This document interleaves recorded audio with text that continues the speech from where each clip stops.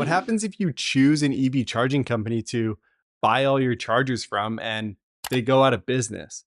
Are you just stuck with a bunch of dead chargers? Some of my clients will ask me, well, what happens if we choose an EV charging company and something goes wrong or they go out of business? What happens then? And this is such a smart question. I'm so happy when it's asked because there's such an important answer. And this is where the term OCPP comes in. And I'm not going to bore you with a bunch of different terminology, but basically this stands for Open Charge Point Protocol. And whoever came up with this must have been able to see the future. And they knew that this EV charging thing was going to be a bit messy at the beginning. And they wanted to make sure that if you went with a company, you weren't going to be locked in with a bunch of chargers that don't work and then you just wasted a big investment. So to replace that term, just imagine they're open. There's open chargers and closed chargers, and that refers to the network. So just like a cell phone, when you buy a cell phone, let's say you went with Rogers, but Rogers is dropping the ball and you're not happy with them. The prices are too high. The network service sucks. So you're like, you know what? I'm done with this company. I'm going to switch. Well, with most EV chargers, you can do that too. EV chargers usually actually have a little SIM card that's placed in them. So if you're not happy with your service provider, then you can switch. But this isn't the case with all EV chargers. And this is something that's so important to look out for. So you want to make sure that whatever chargers you go with are OCPP compliant. I'm always using these air quotes, but OCPP compliant is so important. Now, there's some companies that aren't OCPP compliant, like ChargePoint and Flo.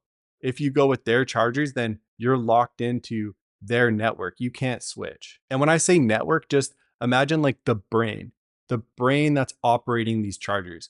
The chargers themselves are just really just a big piece of plastic. I mean, there's more to it than that, but they're just essentially the funnel that's running the electricity through them into the car. The brain is the important part, and that's the network or the software. So if you go with ChargePoint or Flow, you have to stick with them. Their chargers aren't open, but luckily there's some of the biggest EV charging companies, so they're a lot more stable than some of the smaller ones, but that is something to keep in mind. And just to piggyback alongside of the fear or the concern that people have of choosing a company, ordering a bunch of chargers, and they become obsolete.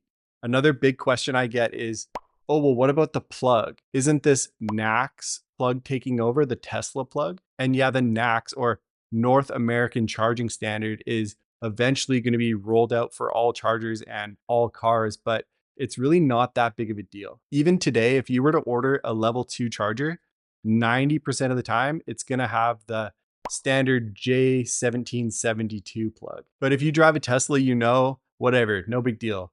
You have adapters. Your car came with those adapters, so you just click it on to the J1772 and you're good to go. So don't worry too much about the plugs. I mean, unless you drive like a Nissan Leaf, but I'm sorry, Nissan Leaf owners, I always pick on you, but it's not that big of a deal. And before we go any further, I've created these really great packages of success that have so much vital information on what to look out for. These packages will help you so much on your EV charging journey, whether you're an entrepreneur or in a condo. And you can find those in the links below. But back to open chargers versus closed chargers. Yeah, this is such a huge question, but I don't want it to be something that gives people cold feet and they're just like, oh, I'll deal with this later. Because that's usually what happens, especially when it comes to these condo buildings.